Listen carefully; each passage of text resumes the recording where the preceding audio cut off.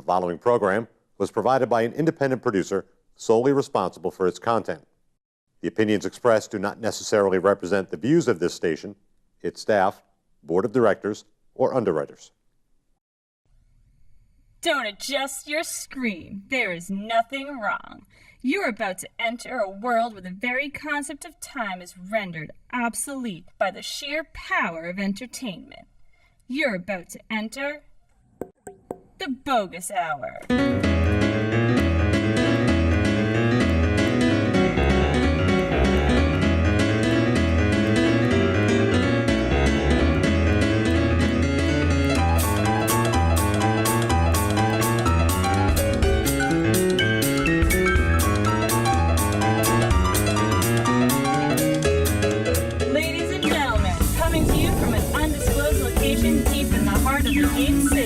The host of the Boggis Hour, Greg Boggis. Hey everybody, welcome to this episode of the Boggis Hour, where I spend my time talking to the creator of the Dark Crop, a haunted maze in the corn in Hollis, New Hampshire. So, get ready to get scared on the Boggis Hour tonight with my good friend, Chad Zingales. So, I'm here with Chad Zingales, the producer and creator of The Haunted Crop, the spooky corn maze in Hollis, New Hampshire at Lavoie Farm, correct? Yes. Thanks for having me. This got it all. So why don't you start telling me about, why don't you tell me a little bit about yourself, and then we'll get into how you started to do the haunted stuff. Sure. Yeah, my name is Chad Zingales. Hi. I work full-time as the director of golf operations at a public golf course in southern New Hampshire, and I've always been a Halloween fan thanks to my brother and my father when I was growing up. They did a bunch of Halloween events at our old colonial house in Hollis, New Hampshire. Oh, cool. So I grew up loving Halloween. I love horror movies. I love, collecting Halloween masks and everything. So through the years, just decided that it was something I wanted to kind of pursue, and started the Dark Crop Haunted Corn Maze at Lavoie's Farm. That's where we are today. So. And how many years have you been doing that for? This will be our 5th year in operation at Lavoie's Farm. And, so this is your whole baby. You conceived of this, and you basically set the ball rolling to create this. Yeah, I have a great staff that works with me and for me, but yeah, it's pretty much something that myself and one of my partners named Chris, who helps out a huge deal, and a lot of friends and community members kind of pitch in. So it's. So let's give me a broad picture of what the haunted maze, the Dark Crop is, and then we'll bore down into how you make it come about. Sure. Yeah, the Dark Crop Haunted Corn Maze, what it is basically it's a dark walk through a cornfield in the middle of the night. We sell tickets between the hours of 7 and 10. Basically Fridays and Saturdays in October, and upon purchasing a ticket, people are basically given some instructions at the very beginning of the cornfield, and then they're handed a flashlight, which may or may not work. Get out in the field. Yeah, and go on out there and basically follow the lanterns and, nice. And try to get to the end. And obviously when they're en route is when we have characters and people who are dressed up in costume, kind of there to greet them. And so you prior to doing this your own, you'd actually worked at some other events. Yeah, I've always been into acting and doing Halloween events. So I've worked locally, and when I was in college, I worked at a couple haunted houses and haunted events, and it's gotten progressively more involved. Now I'm into doing makeup, and I enjoy doing the makeup of all our characters and character development and that sort of thing. So. Yeah, it almost seems like a bug, or like it really becomes a more growing part of whoever gets involved. And there's some people that I've seen that have worked at a number of different places for 20-odd years, and they've developed, scads of different characters, with literally all backstories to how this character came about. That's right. And it's kind of a fun, fascinating thing to watch, and so you talked about your Dark Crop being character driven. Yes. And explain that, because a lot of other places have incredibly big budgets and these elaborate there's all these conventions where you can buy, probably, $50,000 animatronic, That's right. criminals that act their way out of Yeah, that's right. out of a door. Yeah, we keep ours pretty simple. Ours is we like to refer to ours as pretty organic, in the fact that you're in a cornfield and the kind of the theme. There's no gluten. There's no gluten. No. Yeah, if anyone's worried about that, it's gluten free. It's gluten free. Well, we try to keep it so that it's kind of realistic. I mean, it's creepy enough to be in a cornfield. We like to keep our characters are all within the same theme. They're kind of this demented farmer, harvester. There's some zombies in there, and it's all stuff that really is just. You don't see big dragons or huge animatronics out there. There's no castle in the middle of the cornfield. Like, it's just a cornfield with some creepy sets, but more importantly, it's got creepy characters, right? And we've been fortunate enough through the years that we've worked with the improv students in this area. And some of the students actually got credit as part of a curriculum. Now that's cool. Yeah. That's a hell of a class. Yes, that's how I felt about it. And I'm very fortunate to work with some improv instructors. And the students were in charge of coming up with their own characters and coming up with their character's backstory, their character's name, how their character talks, how their character acts, what they say in certain situations, right down to what their character wears, what they carry. Every character is encouraged to have a prop of some sort, something to talk about, something to make noise. It's all character driven. That's what we want. We want people to leave the dark crop and really know and remember people, not necessarily the sets and designs. So that's a neat concept, because it is often does seem that a lot of the character stuff gets lost in a lot of these 42 different scenes and all that. Yeah, and it's interesting too. If you go to enough haunted events and haunted attractions, there's a fair amount of jumping out, yelling in your ear, and then going back to your spot, resetting. And we encourage our characters to really get involved with the people who are walking through. There's a lot of interaction. It's designed to be like that. We want people to ask the characters, "What's your name? What are you doing out here?" Oh, nice. Because these. Actually personalizing it, which includes the people into it, as opposed to watching something they're participating in. Right. It's part of the experience. So. Nice. So you got involved. How did you find the actual cornfield? Yeah, so Lavoie's the Lavoie family in Hollis, Adrian, which is a long time farm family. That's right, long time name in the town and in the community. And Adrian Lavoie, is basically running the farm right underneath his parents, who basically started that. And I approached him 5 years ago and was kind of. I was interested in doing anything that had to do with Halloween and haunting, and approached him, and he was totally open to the idea.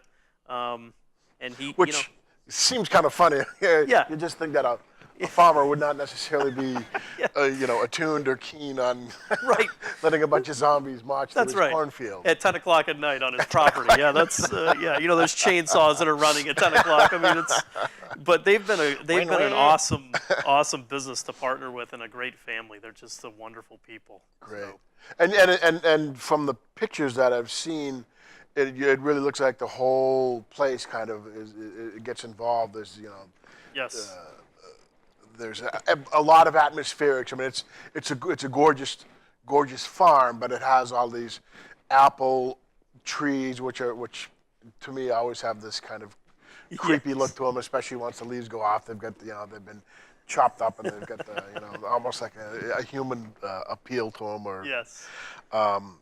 So that's neat that the actual farmers, the people that own the place, have been helpful to you. Very helpful, yes. So, when you were growing up and your family were doing these kind of events, what were some of the early inspirations for horror for you? Yeah, so my father who helped my brother when my brother was in high school, and they did what was called the haunted barn. Oh, cool. And at your house. At our house, yeah. Nice. And at the time, I mean, this would have been mid '80s. So that's really still very early in this whole thing. Yes.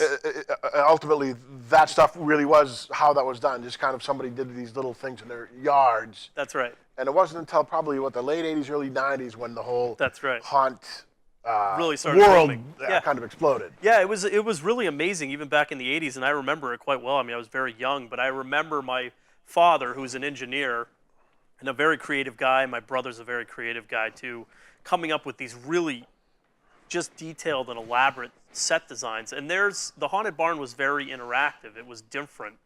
You know, they just had stuff in there that you probably wouldn't see nowadays. There was plenty of actors. It was very confined, tight spaces. You know, they had people. The insurance agencies probably That's would, right. would not allow And you can imagine the fire marshal and the building inspector. It was so popular. I mean, by the third year, they had busloads of people showing up to Wow. this thing, and this is at our actual house. So it was something that was unexpected, but it was kind of a neat community-driven thing that was fun. I remember one of the things my dad did was it was a 3-story barn. The people only walked on the first story, but he had decided they built an entire room out of tires. So they had these stacks of tires all over the place, and you had to weave your way through. And when the group got to the middle of the room, there was a gentleman on the second floor who would actually throw a tire at the group. And my dad had rigged up a cable that it bounced back like a bungee cord. But only an engineer would come up with this, you know, and have the courage to actually be throwing real tires. And it would knock people off their feet. I mean, they were just blown away by why is this Oh, you know. that's funny. So I think that's how it all started for me. I think it was really exciting to be a part of it and to watch it and to see how excited people got, especially my family, my father and my brother. And so, yeah, here I am. I've just kind of blossomed into this. Yeah, my brother used to do at his house in Andover, Mass. The same, and one of the things he had was, I don't know, it was like a little brush pile or something like that, and he had a skill saw with a metal cutting blade. And he'd cut a piece of metal, and it would just make that noise and shoot this line of sparks. Yeah. And it would scare the That's right. dookie out of you, you know, just a little something like that. Yeah. And when we talked earlier, I told you about how being a comic and being a haunter have this very similar feel, because your goal is to get that uncontrolled response from people. As a comedian, the uncontrolled laughter, Right. and as a haunter, when when you get somebody, it's just. It's great. I want to say it's almost better than doing stand-up, because it's just. I mean, I've seen people run into walls, Yep. fall down, and start to scream. Come very close to wetting themselves. Almost punch you. That's always Happens a lot. That's Yeah, it always a happens good one. lot. When Yeah. they're like, oh. Yeah, they both activities definitely are a challenge in different regards. In the dark crop, groups are self-guided, so we usually have no more than 8 people in a group. And our mentality is that one person's goal is to scare basically 3 times. They scare the front of the group, then they go and they re-hide, they try to get the middle, and then they re-hide and they try to get the last part. Because, people go through it, it's kind of a bummer if you get in the back and you don't see everything. And timing is everything. Right. And timing's everything in comedy. So Yeah. there's a lot of parallels. And yeah. I remember too I used to get pissed off at people who would like wait in a room and say, hey, there's somebody behind that door. I'm like, why? The people just paid, and you're going to sit there and ruin it for them. It's Yeah. like yelling out the punchline That's of a joke in the middle of a comedy show. It's like, why would you? And I remember, literally, swearing at people, telling them to get the hell out of here, because you're Yeah. ruining for these poor people who We have a come to special watch. place for those people. We offer them to come back alone, and we don't give them a flashlight. So, then they will see the element of surprise then. So what was the best response you can recall? In the corn. In the corn, yeah. We've had so many. The most common and best response, and it's a very safe attraction, but typically what happens is people get pretty startled in specific areas, and when they lose their balance, they fall directly into the corn, which the corn is a very cushioning thing, but Right. it basically wipes out an entire person's body. It's like the imprint is there for the rest of the season. Nice. But to pop out and see somebody get so startled that they fall into the corn it's quite something. That's It pretty happens. good. Once every year we have somebody who just that happens. Now, do you have a name for any of your characters? I go by the name Willard. Really? Yep, and Which was, if any horror aficionados, was the name of, what was it, a rat Yes. that Michael Jackson had as a pet. Right? Was it? It's a rat. Yeah, it's a bunch of rats. Oh no, that actually. was Ben. I'm sorry, that was the Ben song, and then the Willard was the prequel. Anyways, it was a rat. Yeah, It was collection a of kid, rats. It was a kid's rat. And it was the gentleman who played what was his name? McFly in Back to the Future. Oh, Christopher, maybe, I don't know. I forget his name. It was a good movie. Yeah. I don't have anything to do with rats in the economies, but yeah, it's I'm just a Southern guy out there, and I put different prosthetics on my face. And so you do your own makeup? I do my own makeup. I do the majority of the makeup for the entire show. Oh wow. You know, our actors and actresses get there at 5:30ish, and we start doing makeup. And Suit up. yep, some of them Makeup. are a little bit more elaborate. You know, and desire to be a little bit more elaborate than others. And we work with them. You know, and we even show our actors how to get it started. You know, what's a good makeup job? What do we need to see out there? You know, and we try to keep that consistent. So. Are there any clowns? We don't do any clowns. Ah, very good. Yeah, No we clowns. there would be no No clowns, clowns in a cornfield. And the clown thing is you know, it has its place for sure, but not in a cornfield. Not in the cornfield. No Pennywise lurking in the cornfield. You know, That's it's good. really interesting too. We had a young gentleman last year who he went by the name of Dr. It, and his name was Bradley. He came up with this character all by himself, and one of the things that he was out there doing with people was he was trying to sell them his magic elixirs. And he had these very mysterious bottles where he would offer people, and he would tell them that they did different things. Every night we would ask him, and he would come out with actual money. I mean, Oh, people awesome. were Good job. giving him dollar bills and saying, "Oh my God, that's going to make me younger. Yeah, please sprinkle some on me." And they're out there rubbing these God knows what. I mean, it's just really funny because Dr. It would come out and say, "Yeah, I made $10 tonight." Nice. Selling elixir. He's selling water that's got food great. coloring in it. Yeah. That's funny. So this year you've got another round starting. What are the days? You do it on weekends? We do it Fridays and Saturdays.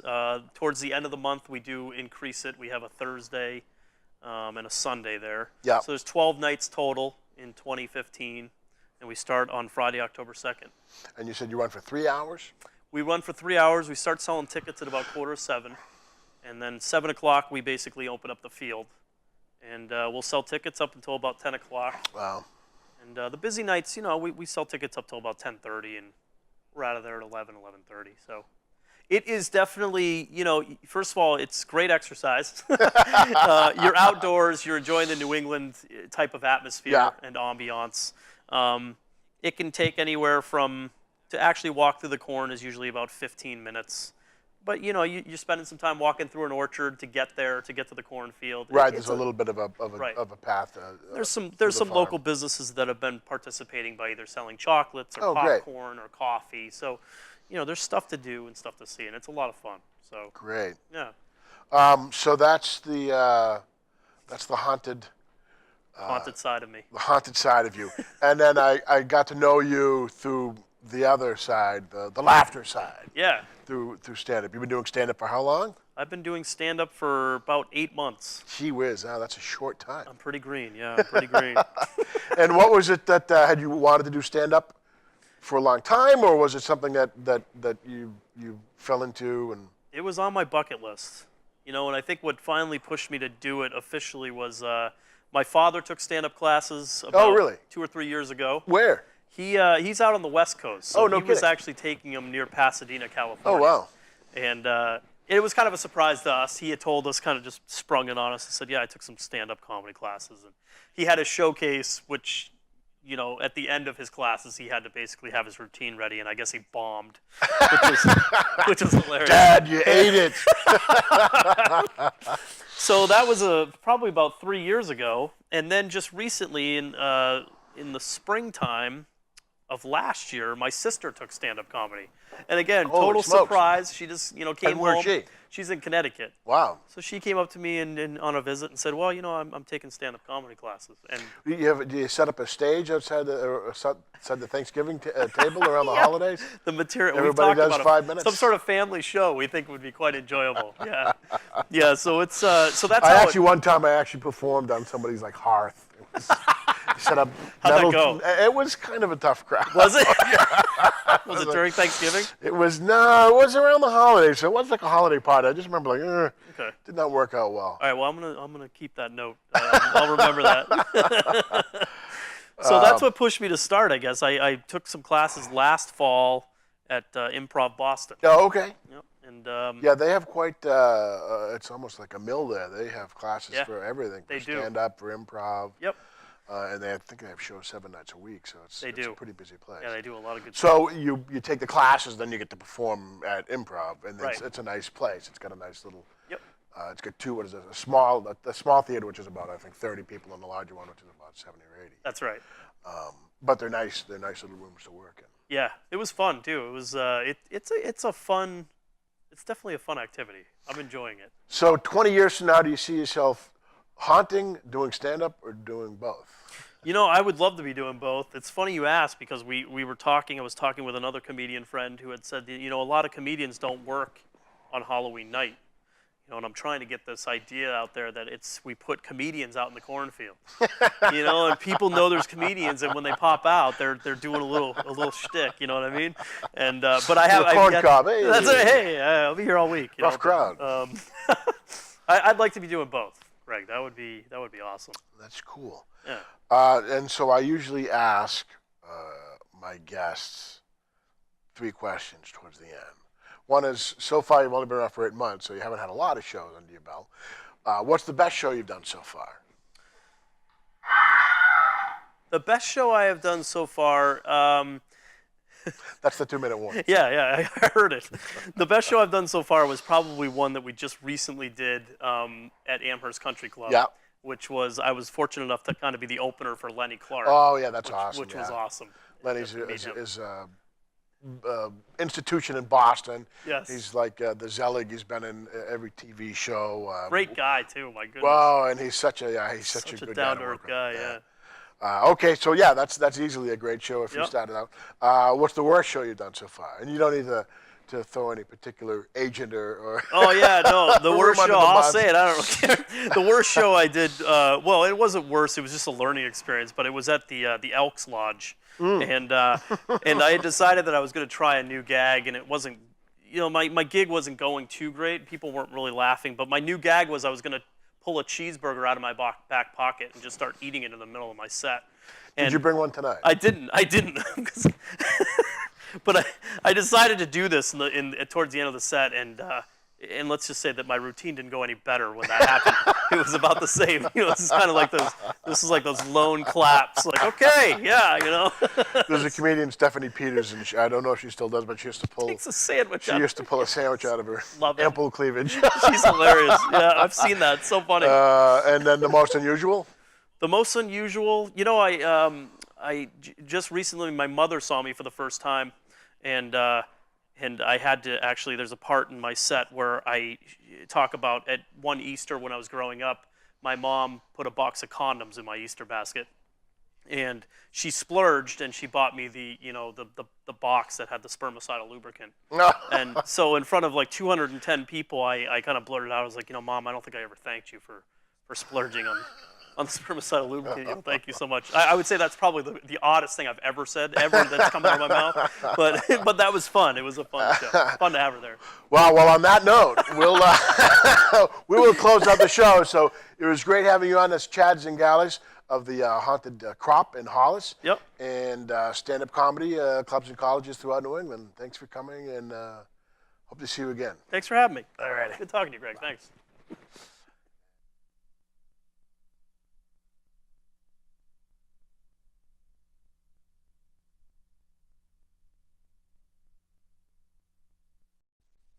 If you or someone you know would like to be a guest on The Boggis Hour, email us here at thebogishour@gmail.com.